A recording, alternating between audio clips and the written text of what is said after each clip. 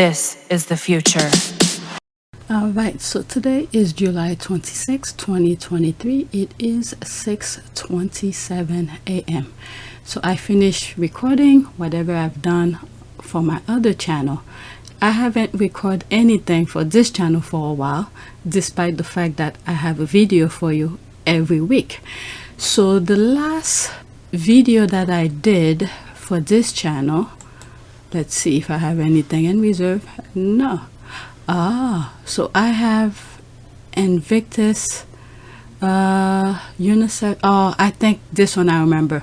Okay, so I'm good for this week, but since I'm already set up for this video, let me record. I thought I didn't have anything because I came from vacation and I'm a little bit behind with a lot of stuff. So let me record this and I could always edit anytime. So the last thing that I did was Invictus, UNICEF, Haiti.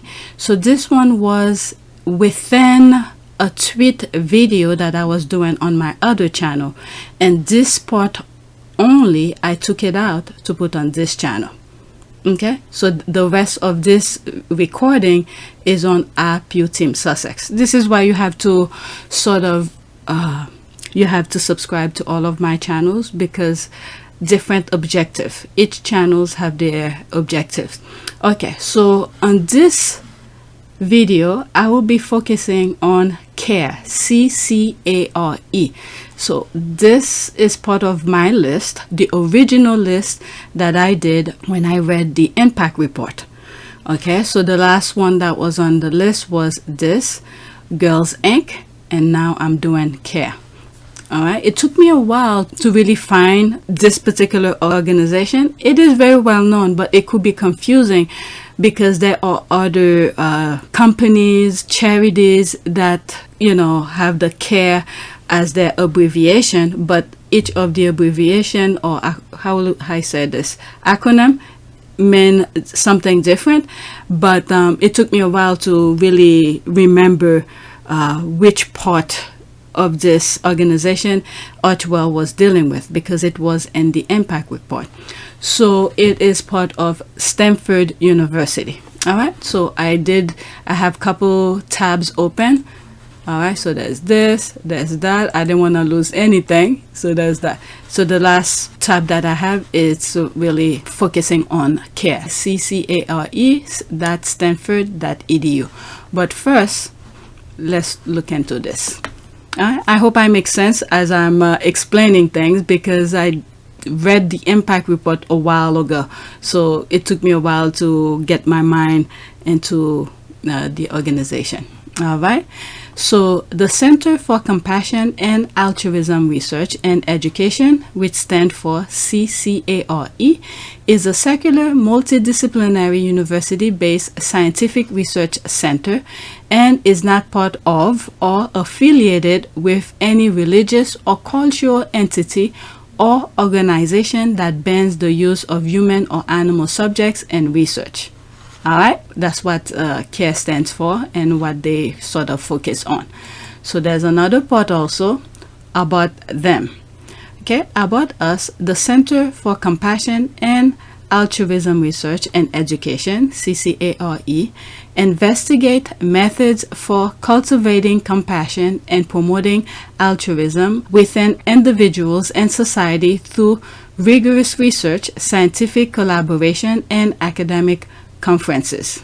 All right, so now let's go into that. This one, I don't know its full connection, but it's part of Stanford University.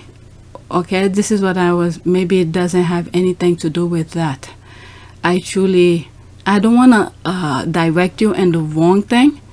So this is a different branch of things. This is why I was sort of, one of the reasons, not the main one, but one of many reasons I was a little bit confused before I started recording. So there's here CARE, C-A-R-E, which is completely different with the one that I'm looking for, C-C-A-R-E. All right, so this is not it. I'm gonna leave that alone. As a matter of fact, I'm gonna close that tab because it's not part of it, but this one is. All right, CCARE. Let's see here about us. Let's look at this. Mission and vision: the Center for Compassion and Altruism Research and Education. Okay, while science has made great strides in treating pathologies of the human mind, far less research exists to date on positive qualities of the human mind, including compassion, altruism, and empathy.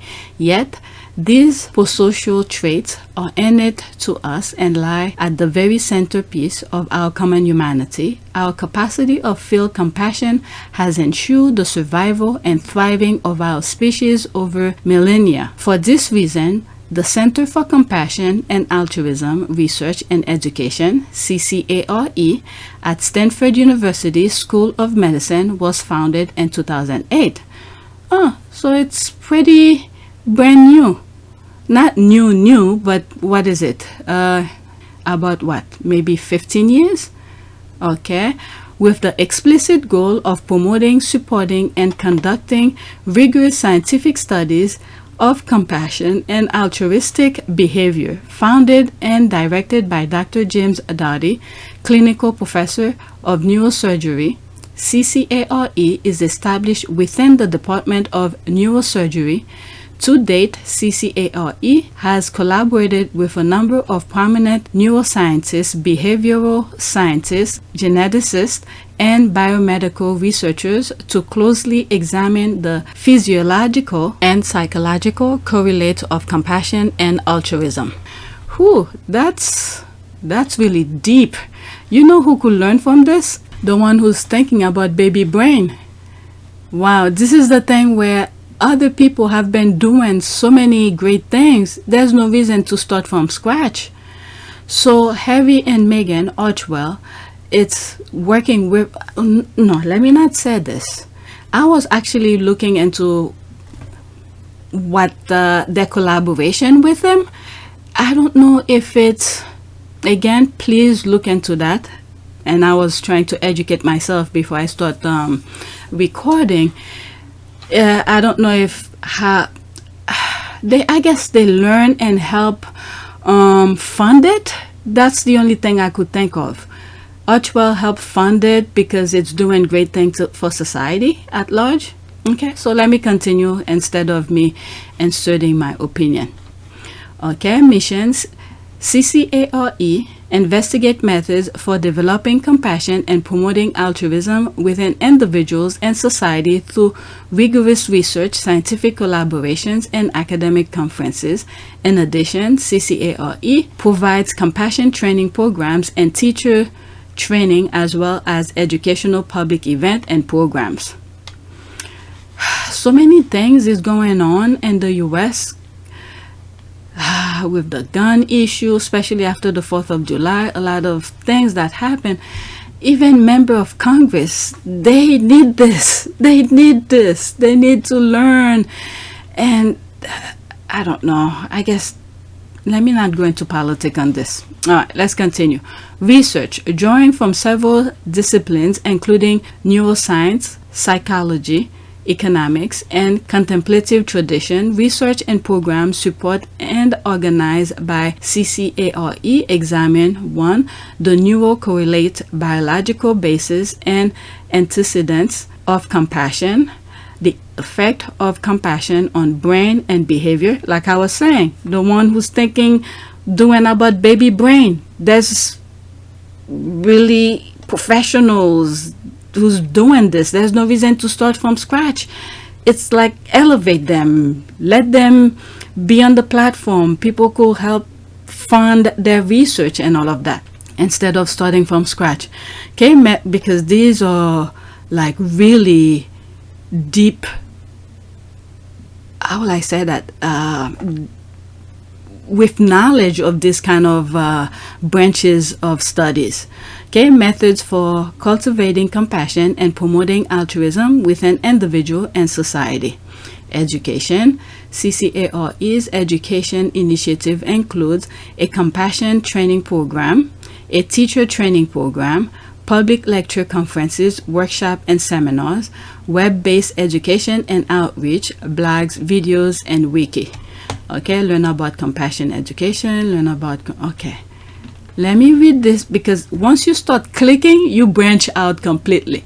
So I will go into both of these, but let's finish this page first. Okay, vision. CCARE visions a world in which, thanks to rigorous research studies on the benefits of compassion, the practice of compassion is understood to be important for health and physical exercise and healthful diet. Empirically validates techniques for developing compassion are widely accessible. The practice of compassion is taught and applied in school, hospitals, prison, and military and other community settings. Wow. The reason I say wow is that evil, people who tends to put pain onto other people, it's so easily caught up, influence people easily to caught up in doing those evil things that, you know, people send them to do. All right, but just the basic things of being nice to others, some people can't really do that. Can you imagine? This is a really crazy world we live in. You would have thought this would have been the easiest things to do, where you know the feeling of pain, how it affects you individually, personally, but yet some people prefer inflicting pain onto other people instead of, you know, being compassionate, nice, and things like that. But in other videos where I've said the body is not made to take in pain. The minute you got a small cut, the body went into shock, trying to repair itself, this kind of thing. But yet some people are consciously want to inflict pain onto others. It's really sad. It's a very sad world that we live in. I wish more people could actually take the time and pause for a second to see what they are doing, what some of their action is causing society at large, because we all do not know everything. Okay, we all know a little bit of something. No matter how bright you are, how much education you have, you do not know everything. So you might be surprised how some high level educated person might learn from someone who probably never went to school. You know, there's something someone has that you do not know. So if each one of us take a moment and pause, look at some of the thing, the negative thing, the pain, when people are crying, tears coming out of their eyes. I know sometimes people cry for different reasons. It could be for joy, and tears start flowing down their eyes and stuff like that, their face. So, but the part where it's pain, you physically know you inflicting pain onto other people, pause, stop, and think, why are you doing that? You know? Okay, so let's continue. Let's go into this. All right, so this might be, okay, history. So let's go into that. I'll come back into, should I do that first? Let's look at history. It's good to go back and before you go forward. Okay. There's no links to click to branch me out. All right, history, the Center of Compassion and Altruism Research and Education. All right, history. CARE, CCARE, was envisioned by Dr. Jim Doty, a Stanford neurosurgeon, entrepreneur, and philanthropist, and current CCARE director. Dr. Doty has a long-standing interest in the fundamental basic. Yep, you always have to go to the basic. And the fundamental motivation of individuals to do good. He originated the concept of a rigorous multidisciplinary scientific effort at Stanford directed at understanding the neural, mental, and social basis of compassion and altruism, and he provided the initial funding for the endeavor. This interest was further spurred by the historic visit by His Holiness Dalai Lama to Stanford University in October 2005, a visit hosted by the Stanford School of Medicine through the leadership of Dean Philip A. Pizzo and the Standard Office of Religious Life headed by Reverend Scott McLennan. A high point of this visit was a dialogue between Dalai Lama and Stanford scientists from the field of neuroscience and psychology and medicine. This dialogue, moderated by Dr. William Mobley, former professor of neurology and former director of the Stanford Neurosciences Institute, had the important consequence of recognizing that a deep engagement between science, especially in the cognitive science disciplines of neuroscience and psychology, and Buddhism and other contemplative traditions could make significant contribution toward a deeper understanding of many important aspects of human mind and emotion. Recognizing the historic nature of the initial dialogue held at Stanford between scientists and Dalai Lama, Dr. Dodi organized an informal group of individuals with similar interests to further explore these areas. Subsequently, he provided the funding for Dr. Thompson Jempa, a noted contemplative scholar and translator, to His Holiness the Dalai Lama, to come to Stanford as a visiting scholar and join Project Compassion as the principal contemplative scholar. As the group expanded, it became evident that there was serious interest in formalizing what was informally called Project Compassion. With the encouragement of Dr. Mobley and Dr. Gary Steinberg, chairman of neurosurgery and director of the Stanford Institute of Neuroinnovative and Translational Neuroscience, Dean Passel created the Center for Compassion and Altruism Research and Education at Stanford. Okay, CCARE.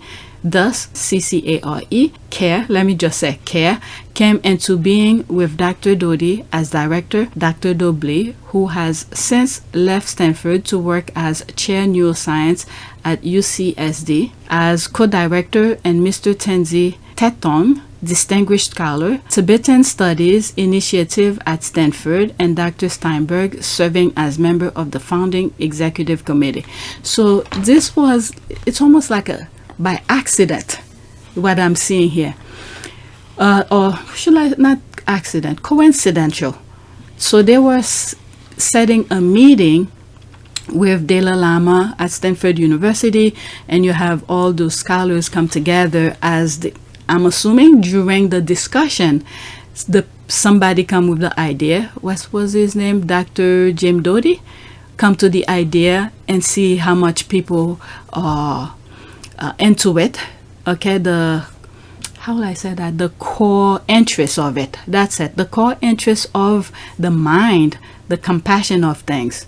Okay, you get the science and religions come together, and then this is where that study comes. This is my interpretation of it. Feel free to go in their website to read it further. All right, so let's go into people. Okay, people, the Center of Compassion, Altruism Research and Education. Okay, James R. Doty, medical doctor, director and founder, CARE, adjunct professor, neurosurgery, Stanford University.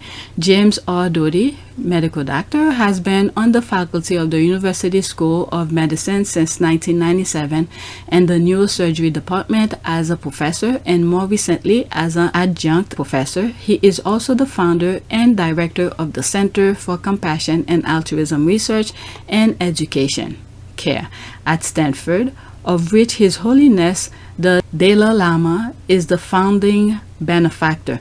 Most recently, his academic focus is on meditation and compassion and self-compassion, for which he has lectured throughout the world. Dr. Doty attended UC Irvine as an undergraduate, received his medical degree from the Tulane University, and complete neurosurgery residency at Walter Reed Army Medical Center. Dr. Doty served 9 years on active duty in the U.S. Army, training the rank of major. There's the similarities and common interests as Harry, part of the Army, volunteering. He completed fellowship in pediatric neurosurgery and electroneurophysiology. I'm telling you, there's some words I never knew existed, and I'm reading them right now. He is an inventor, entrepreneur, and philanthropist. He holds multiple Oh, very interesting. He holds multiple patents and is the former CEO of Archewell Nasdaq. Okay, so that's ARAY. That's the symbol on the stock market. Dr. Doty has giving support to a number of charitable organizations supporting peace initiative and providing health care throughout the world. Additionally, he has supported research, provided scholarship, and endowed chair at multiple universities. He is a consultant to medical device companies, is as an operating partner and advisor to venture capital firms. Dr. Doty serves on the board of a number of nonprofit and is the vice chair of the Charter for Compassion International and the former chair of the Dalai Lama Foundation. He is on the senior advisory board of the Council for the Parliament of the World's Religions. Dr. Doty serves on the board of governors of Tulane University School of Medicine and the President's Council at Tulane University. He is the New York Times best-selling author, Into the Magic Shop, a neurosurgeon quest to discover the mystery of the brain and the secrets of the heart, now translate into 40 languages. Dr. Doty is also the senior editor of the Oxford Handbook Compassion Science. Wow. So you could request for him to come and speak, to be a speaker. So this is the thing, the brain, I've said this without me even doing any research, but you could just imagine. The brain is a very complex muscle, okay? Very complex muscle. Sometimes out of nowhere, you remember things that you've done, I don't know, since you were a child. And there are times you can't remember a damn thing you just did a few minutes ago. So the brain is very complex. So this is what these groups of researchers are, see what they could learn from that, from the brain. Okay, so let's see here, related organization. Let's see here. Okay, related organization, compassion and academia, the Center of Health Mind, University of Wisconsin, the Cultivating Emotional Balance Program, UCSF, the Greater Good Science Center at Berkeley. So that's the list here. Compassion and action. Okay, I'm trying to see if I see Archewell somewhere. Not really. Okay, you could look at this and you could read this. All right, so let's go back. Is it that one? Mission. Okay, so I wanted to know more about this. All right, I read this page already. So once I'm finished with these two videos, education, research, so these are that. Let's go to research. Oh wow, there's other things. Okay, research. In addition to original research, CARE promotes research on compassion through small grants, postdoctoral fellowship, conferences on compassion and science, and Passion Summer Research Institute. Okay, so there's a lot. Compassion database, past conference, use of animal in research. Let's see here. Okay, disclaimer regarding the use of animal in research. The use of animal in scientific research has been at the core of the advancement in medicine and neuroscience over centuries. The Center for Compassion and Altruism Research and Education is a circular multidisciplinary university-based scientific research center and is not part of or affiliated with any religious or cultural entity or organization that bans the use of human or animal subject in research. So in other words, they don't use animal to do their research. Okay, and then they're not part of any religion kind of thing. So you, let's say Buddhists have information, they'd be more than happy to hear you.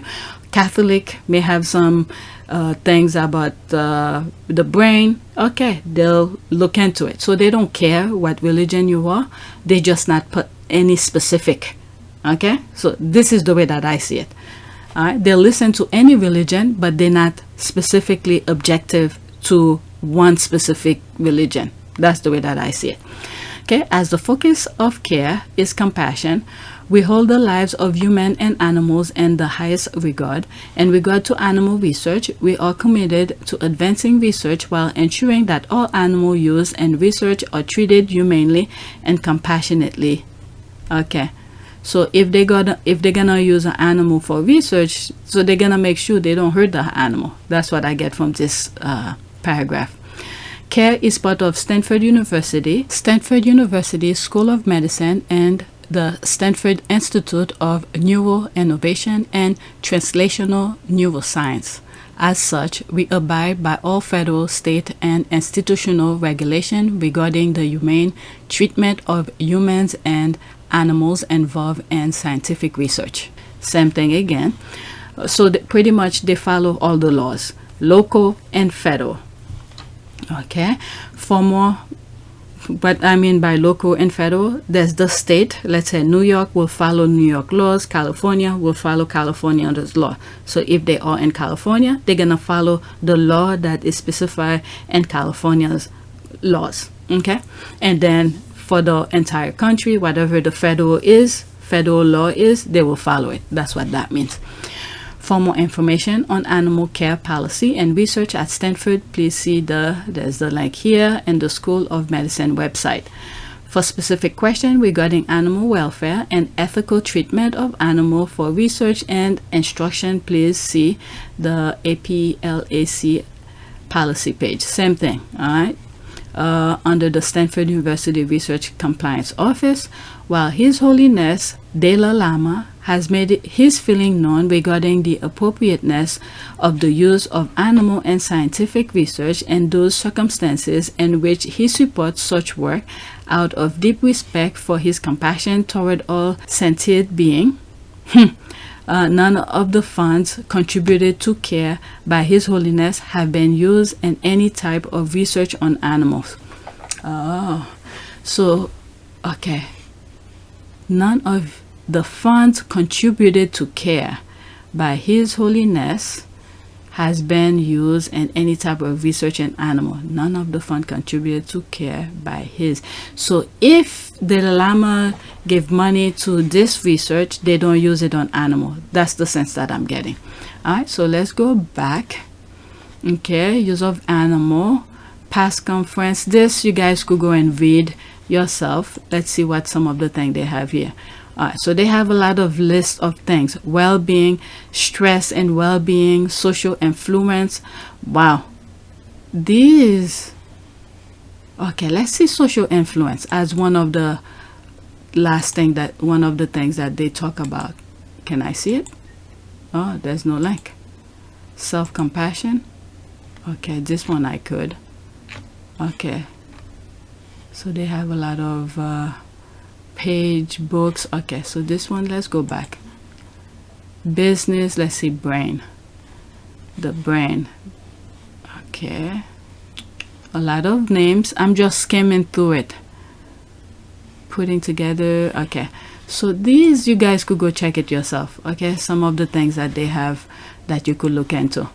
Okay, I thought it was some sort of like when they do research or they talk about it. That's what I thought. Or articles, that's the thing, articles. Okay, Compassion Wiki, published research article by CARE scientists. How much have they? Okay, so compassion definitions. There are many definitions and terms for compassion and compassion related words. This is a wiki that aims to provide clarity in the definitions. We invite you to contribute. Okay, so they have different things here. Compassion measurements. There are many ways to measure compassion and its associated mental and emotional state and behavior. This is a wiki that aims to collect all the different ways in which compassion has been measured with references, self-report, behavior, and neuro and physiological correlate. We invite you to contribute. Okay, so there's more stuff here. I'm putting some stuff off. Let's go into that. Learn more about compassion research. Let's do these two and then hopefully. Oh, so these are that. Current research. Current. Okay, it brings me back to this. I should have read it already. All right, let's go. Current research. Below is an outline of select research project that CARE is currently collaborating in or funding. Okay, neurocorrelate of compassion and Buddhist adept and novice. Is it better to give or receive? Okay, a neuroeconomic research. Does meditation increase compassion? Or psychological research study investigating the behavioral and neuromechanics of compassion training, convergence between heroism and compassion, and altruism. Okay, so these are the list of things that they're looking into. That's what I'm getting. Okay, so there's this one, the first one here. All right, 2, 3, 10 of them. So let's see if I could go through them really quick. I doubt it. Okay, neurocorrelated of compassion and Buddhist adept and novice, led by North Stanford's psychologist and neuroscientist Brhon, PhD, in collaboration with Tapan Jempa. The goal of this research is to characterize neurocorrelates of components of compassion and volunteer with extensive training and compassion meditation adepts and meditation naive age and gender matched volunteer novice. Okay, method: both adepts and novices will be scanned with functional magnetic resonance imaging over 2 days as they engage in a range of tasks related to perceiving social stimuli and engaging in practices related to compassion meditation. Now, one thing, as I'm reading this, one of the things that crossed my mind, the object that they're using to measure these things, does it have any effect on the people? What I mean by effect, in terms of, you know how they say when you use scan to scan people, it could cause some sort of a cancer or radiation or something like that. That's what I mean by these. Do they have any effect? Because sometimes you don't want to try to solve one problem and then you create something else. You understand what I mean? Because they say in how many days? I think 2 days they're gonna study this person. Okay, over 2 days as they engage in a range of tasks related to perceive. Okay, it doesn't say if it's each day they're gonna be using that specific machine or whatever it is that they use to do their studies. So it doesn't say. It could be they may not even use machine. Okay, so it just caught my mind and I decided to share it with you, my thought. Okay, prediction: the research anticipate being able to localize critical neural components involved in the exercise of compassion. They predict that the part of the brain relate to anticipation of pleasure and pain. That's the thing that I was saying. Okay, the body is not made to be in pain. That's the thing here. Okay, related to anticipation of pleasure and pain, as well as those related to similarity and readiness to act, will be activated during the exercise of compassion and may differ between adepts and novices. Okay, different. Obviously, each person is gonna react differently. These studies will establish fMRI protocol that can be extended to other adepts, example from other countries and tradition, and which could be used to assess the efficacy of compassion training. They will build bridges between Buddhist theory and neuroscientific findings. Okay, so this is very hard. This is why I'm not them, because every single human being is different. Well, I guess if they get an overall, they don't need to be very specific. If they just get an overall kind of result, that's good enough. But the mind, individual are different. That's the thing. This video might be 2 as I'm looking at the time here. 2, is it better to give or to receive a neuroeconomic research? This research is being undertaken by neuroeconomics William Harbour, PhD of the University of Oregon, and Jim Adrioni, PhD of UC San Diego, working with James Doty, MD, one of the founder, I think. Goal: while every charitable act involves a recipient and a giver, almost all scientific work on altruism has so far focused on giving. This experiment is designed to provide a new explanation for what goes on inside the brain of beneficiary of charity. Knowledge about how a recipient feels about receiving help can guide more effective and more genuinely altruistic methods of giving. This experiment is designed to determine whether recipients of charity care about how they became eligible for the aid and how much the aid of them costs others. College students who have GPAs above 3.0 and receive financial aid will be subject in this research. Okay. Preliminary behavioral studies show that these students are more likely to accept aid when they are qualified with respect to GPA or need.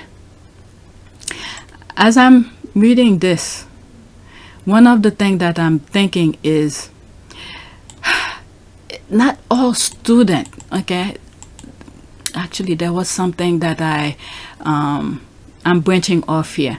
There was a video that I saw. I think it was in California. They had several, I think maybe 4, I don't remember the exact number. I think they said 10. Yeah, 10 is it 10 babies were sets of twins. And then I think in my comment in that particular video, and I said this would be a great study to see in 20 years, if they start studying those kids now, to see how they become later on, if nature, you know, the nature versus nurture. And I started listing a whole bunch of stuff, and I'm like, oh my God, I'm gonna write a biography in the comment, and then, you know, the internet is gonna come after me. But the thing that I was thinking of is how nature versus nurture influence the outcome of how those set of twins become in 20 years, let's say. And one of the things that crossed my mind is financial mean. When it comes to financial mean, is that, you know, there are people who are capable of working. They have the means, the knowledge to work, but they cannot find work. And you know, there's certain barriers that put between some group of people in terms of race, gender, and all of that. So as I'm reading this, this is what came to mind. Okay, because some kids, they work so hard to pretty much pay their way, but so much obstacles have been thrown at them. So when they receive that financial aid, they're happy. At least this is one less thing to worry about. Okay, that's what crossed my mind here. They prefer merit aid to need aid, and they are less likely to accept aid when it reduces what is available for others. It depends on who you talk about this. Because when I went to school, I didn't receive financial aid one bit, but I wish I had. Okay, method. Subject will turn down charitable gifts when they are not entitled to them. Okay, and when they know that taking the money will mean less for others who are more deserving. There also are circumstances where receiving money can create negative feelings. The investigators had devised an fMRI experiment to compare areas of intensity of neural activation in response to the source of charity. Prediction: if the neural data corroborates the behavioral data, the result may significantly change the calculus for donors who want their charity to be effective and generous in the sense of truly helping the recipient. Okay.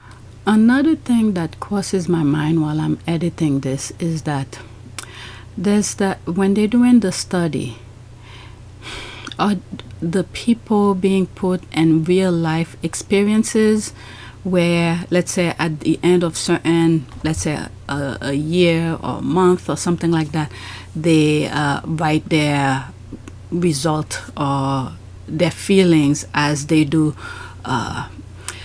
It's hard for me to explain, because I could see if it's, let's say, in a controlled environment, they are in a room and they provide them certain situation and they have to act.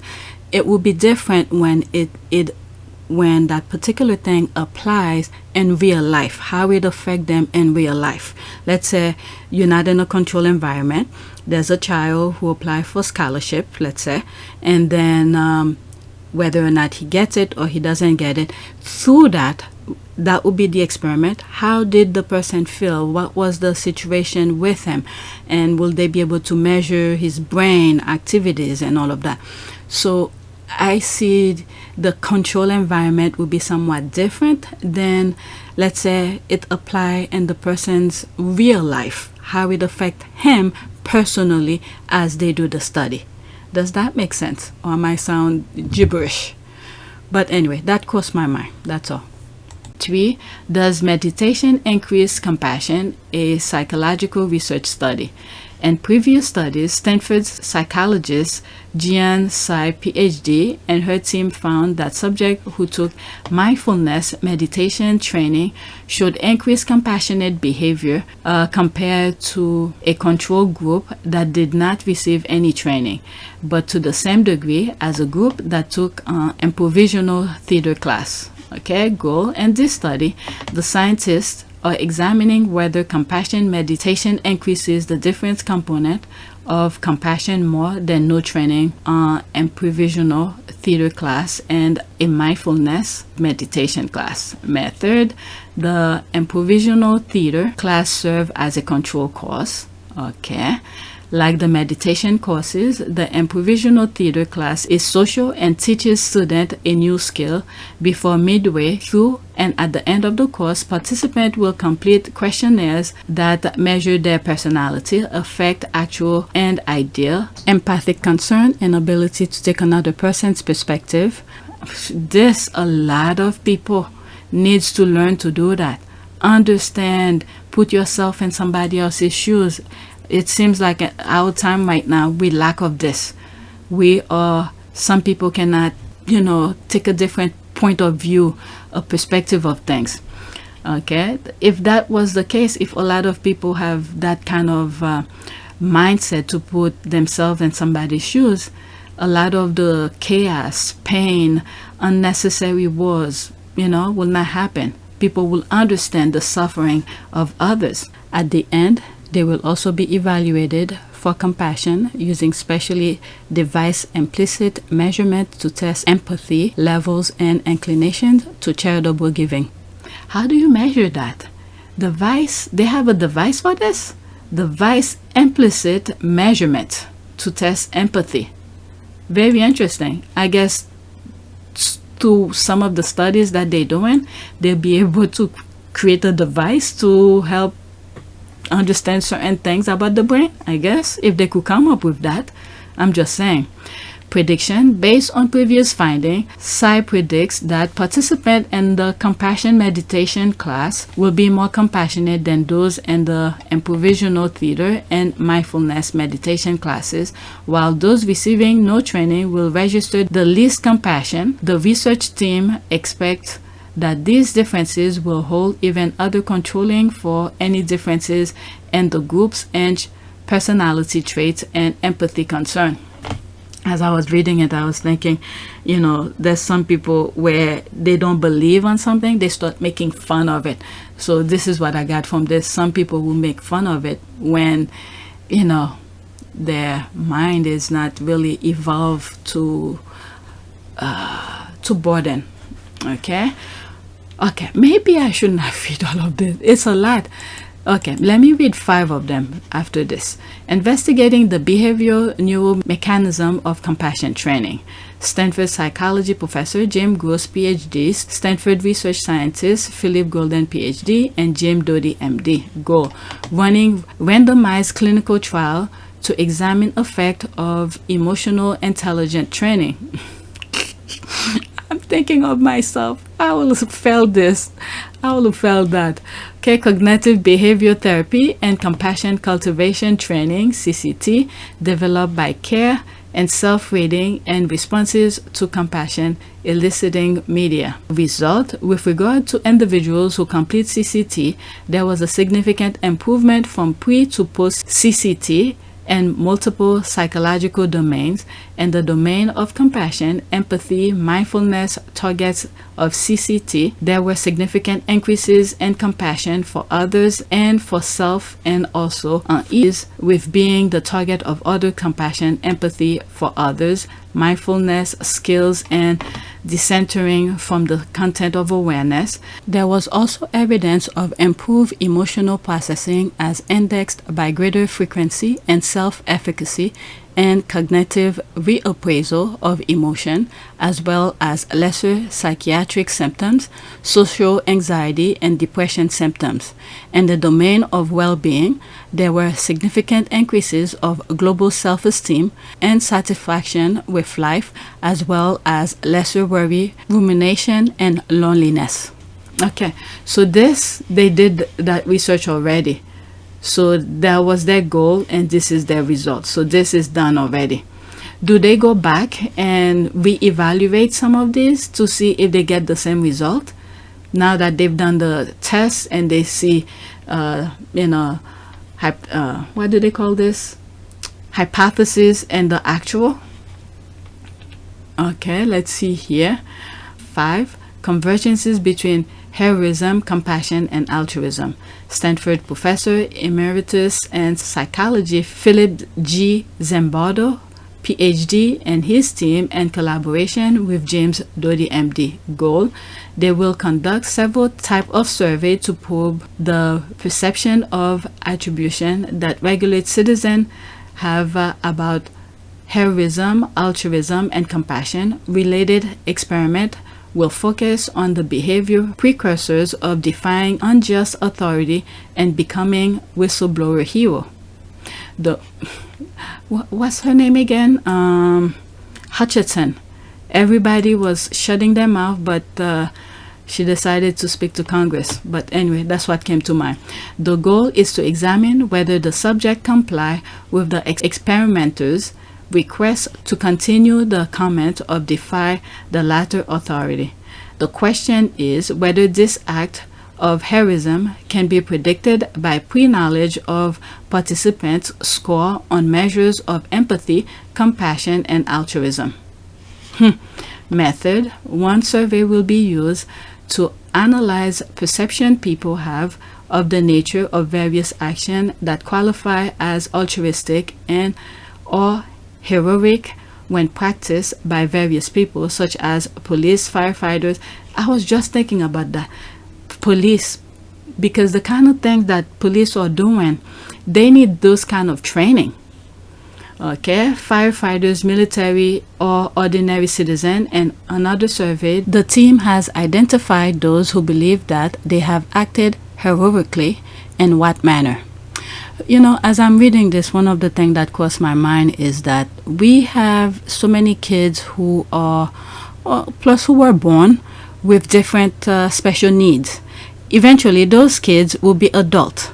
And then we have police officers who don't care who they interact with, as long they have a preconception of you, whether you're black or white, whatever it is that goes in their mind. But there are some people who have special need. They need to be heard, or maybe they can even see. I think I came across a video where a police officer was, the person was not fully blind, but he needed the stick for guidance, but the police is telling the guy to put the stick down and thinking it's some sort of a weapon, and then started, putting the person on the floor, savagely. So there are, the way we are right now, it's a major problem, because as we move forward, I don't know how those young people or those special need people who are already adult are gonna deal in life when their parents probably no longer alive. Because right now we should have been in the stage of training those adults who are in position of power to be able to deal with people with different sort of needs, because right now everybody is acting savagely. Your initial interaction with somebody, majority of the time, is just savage. You don't give the person a chance to let them introduce themselves. I know it depends on the circumstances, because there are different things that may arrive, but if you are a policeman or somebody of power who you have to deal with the public, there's a certain training that you need to have before you start acting in a commanding way. Do you understand what I mean? So right now we should have been in the process of training those people with special need. I know their parents are doing that, and at the same time the adults who are now in position of power to be in training to understand the type of people they will be dealing with in the future and probably in the present time. So the training is not being happening. They just pull out their gun and shoot. That's it, with no question asked after the fact. But anyway, let's get back to this. Okay, a content analysis of those acts will establish ordinary people's definition of heroism by specific behaviors. Sometimes at the heat of the moment, you don't have time to think. Your adrenaline act out, and then it's afterward when you calm down and you realize what you just went through, you'll be like, what?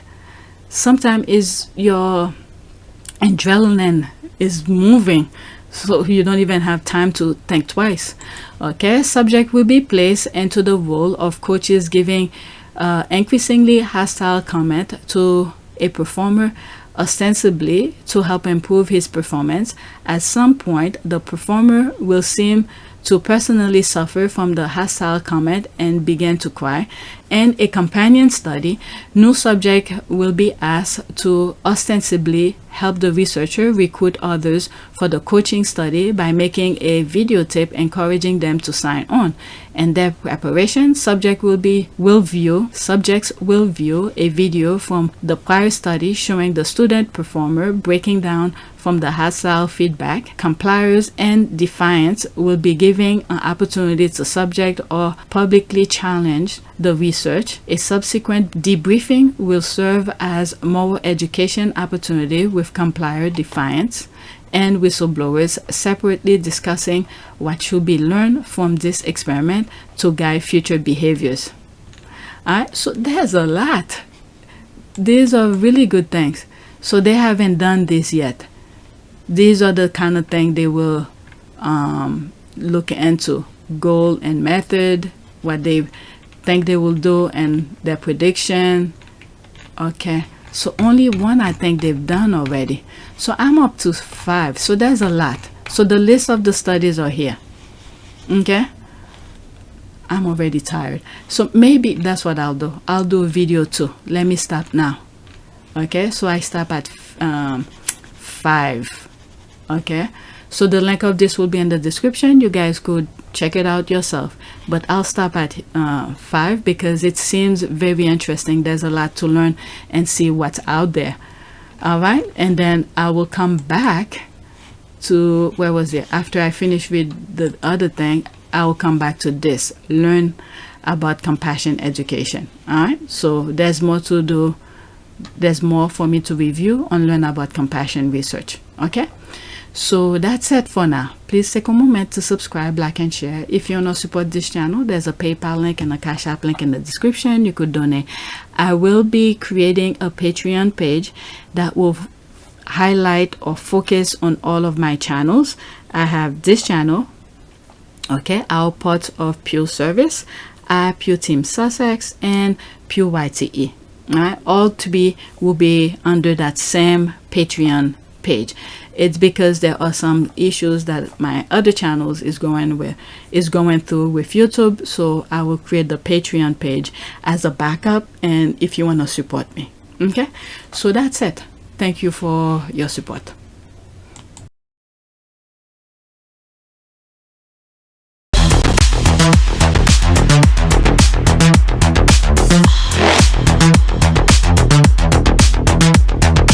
Evolution.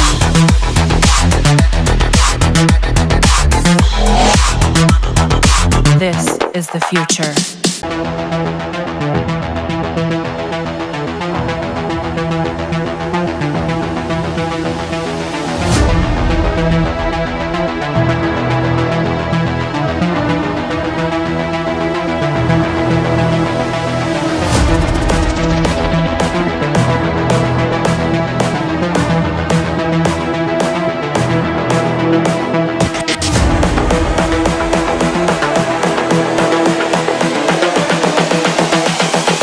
This is the future.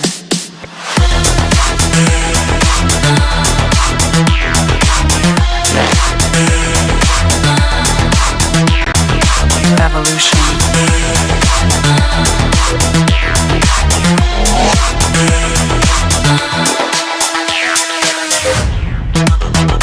This is the future.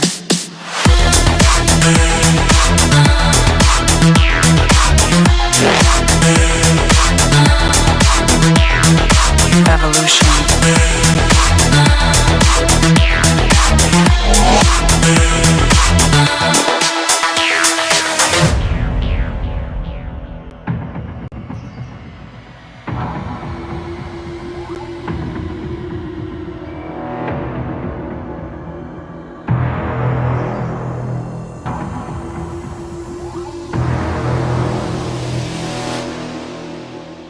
You realize once you have access or a voice that people are willing to listen to, with that comes a lot of responsibility. We're a fantastic team. We know we are, and we hope to, over time, try and have as much impact for all the things that we care about as much as possible.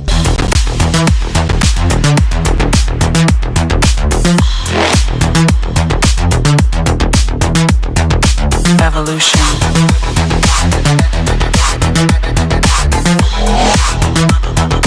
This is the future.